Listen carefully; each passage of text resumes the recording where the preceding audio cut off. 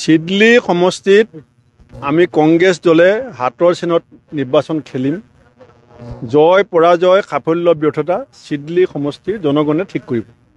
আমাৰ মাননীয় বিধায়ক তথা কাৰ্যকৰী সভাপতি জাকিৰ হুছেইন চিকদাৰ ডাঙৰীয়াৰ নেতৃত্বত আমি 4গৰাকী আমাৰ প্ৰদেশ কংগ্ৰেছৰ সাধাৰণ সম্পাদক আৰু কেইবাগৰাকীও সম্পাদক আৰু এই অঞ্চলৰ কেইবাগৰাকীও স্থানীয় নেতাক লৈ আমি এখন শক্তিশালী কমিটি বনাইছোঁ। আজি আমাৰ আনুষ্ঠানিকভাৱে সভা প্ৰথম হৈছে, কিন্তু আজি প্ৰায় এমাহমানৰ পৰাই তেখেতসকলে দৌৰ টু দৌৰ মানুহৰ সৈতে যোগাযোগ স্থাপন কৰিছে। আৰু আমাৰ মূল কথাটো হৈছে যে হাগ্ৰামা মহিলাই ডাঙৰীয়াই BTRত লুণ্ঠন কৰিছে বুলি হিমন্ত বিশ্ব শৰ্মা ডাঙৰীয়াই ৰাজহুৱাকৈ কৈছিলে। আৰু প্ৰত্যুত্তৰত হাগ্ৰামা মহিলাই ডাঙৰীয়াই কৈছিলে যে মই আধা খাওঁ, হিমন্ত বিশ্ব শৰ্মাই আধা ডিস্পত বহি খায়।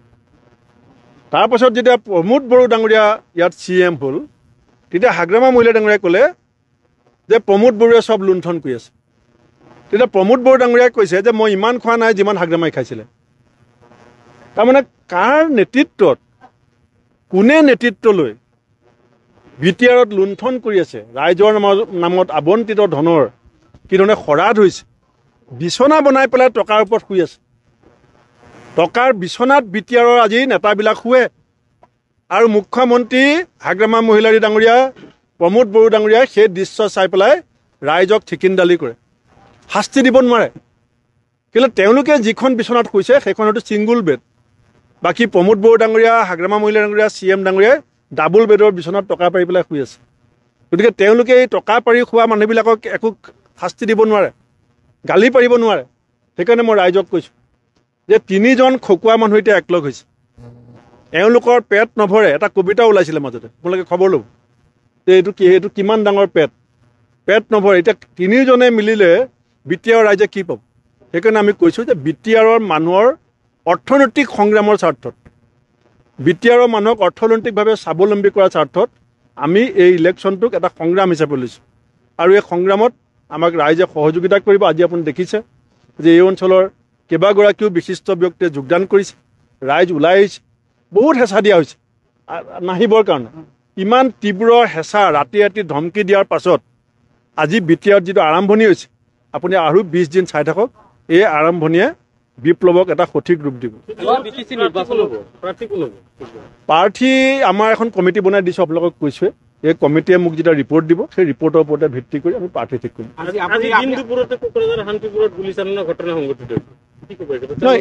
এইটো হিমন্ত বিশ্ব শৰ্মা ডাঙৰীয়াৰ পলিচি যে মানুহৰ মাজত এটা ভয় আৰু সংশয় সৃষ্টি কৰি, মানুহৰ মাজত এটা সন্দেহ আৰু অবিশ্বাসৰ বাতাবৰণ সৃষ্টি কৰি তেওঁ শাসন কৰিব বিচাৰে।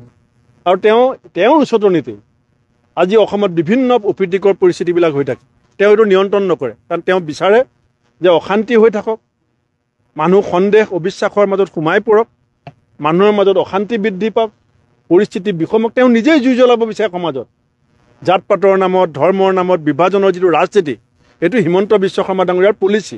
এই পলিচিটোৰ বিপৰীতে উপ নিৰ্বাচনত আমি চৰকাৰ ভাঙিব নোৱাৰিব পাৰোঁ, কিন্তু উপ নিৰ্বাচনত আমি সিদ্ধান্ত ল'ম যে 26ত যে আমি চৰকাৰ ভাঙিম, এই সিদ্ধান্ত আমি উপ নিৰ্বাচনত লৈ দেখুৱাম। আজি প্ৰমোদ বড়োৱে আপুনি ইয়াতে মিটিং কৰাৰ কথা শুনি প্ৰমোদ বড়োৱে আপোনাক প্ৰত্যক্ষ কৰিছে যে সিডলি দখল কোনেও কৰিব নোৱাৰে, দখল কৰা দিন উকলি গৈছে। আৰু কংগ্ৰেছৰ বৰ্তমান দলীয় স্থিতি সিডলি সমষ্টিত নাই। চাওক, দল এটা শক্তিশালী হ'ব নে দুৰ্বল হ'ব সেইটো অকল দলৰ নেতৃত্বৰ ওপৰত নিৰ্ভৰ নকৰে। সিডলিতটো আমি যোৱা 20 বছৰ ইলেকশ্যন খেলা নাছিলোঁ। আমাৰ MP ইলেকশ্যনত আমি ইয়াত আহিবলৈ সময় পোৱা নাই। মই নিজেও অহা নাই, আমাৰ দলৰ কোনো নেতা অহা নাই। আমি নহাকৈ বহু হেজাৰ ৰাইজে আমাক ভোট দিছে। এতিয়াতো আমি আহি গ'লোঁ, এতিয়াতো আমি সোমালোঁ।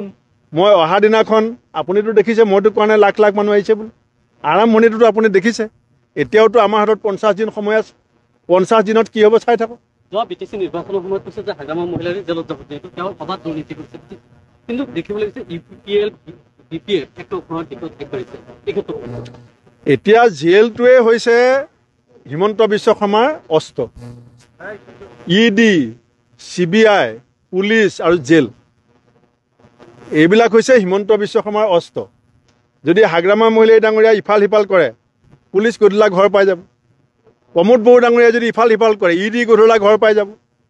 গতিকে এইবিলাক এতিয়া এই UPPL BPFৰ নেতাসকল হিমন্ত বিশ্ব শৰ্মাৰ চেছ খেলৰ পিলো তেওঁ যেনেকৈ মন যায় তেনেকৈ খেলিব আৰু সেই কথাটো বি টি আৰৰ ৰাইজে বুজি পাইছে সেইকাৰণে বি টি আৰৰ ৰাইজৰ স্বাৰ্থ তেওঁলোকৰ হাতত এতিয়া নাই তেওঁলোকৰ স্বাৰ্থ আছে কোনে দুৰ্নীতি ঢাকি ৰাখিব পাৰে কোনে জেললৈ যোৱাৰ পৰা বাচি থাকিব পাৰে কোনে ইডিৰ পৰা বাচি থাকিব পাৰে কিন্তু আমাৰ লক্ষ্য হৈছে কেনেকৈ আমি ৰাইজক বচাব পাৰোঁ কেনেকৈ আমি ৰাইজৰ নামত অহা পইচাখিনিক বচাব পাৰোঁ কেনেকৈ ৰাইজৰ নামত অহা আবণ্টিত ধন ৰাইজৰ ঘৰলৈ নিব পাৰোঁ আমি সেইখিনিলৈ কৰিম হৈ যাব ভূপেন মুখাৰ্জীয়ে মুকলিকে কৈছে যে আপুনি মুখ্যমন্ত্ৰী 2026 চা আমাৰ দলত দুই এজন উৎসাহী থাকেই দুই এজন থাকে আমাৰ মুখ্যমন্ত্ৰী কোন হ'ব সেইটো আমি যেতিয়া ৰিজাল্ট দিব এইটো কথা খাটাং যে 26ত কংগ্ৰেছৰ মুখ্যমন্ত্ৰী হ'ব কোন মুখ্যমন্ত্ৰী হ'ব সেইটো 26 চনত আমাৰ যিসকল বিধায়ক জিকি আহিব তেওঁলোকৰ লগত কেন্দ্ৰীয় নেতৃত্বই বহি আমি 6 ঘণ্টা লাগিব 6 দিন নালাগে বিজেপিক যেনেকৈ লাগিছিল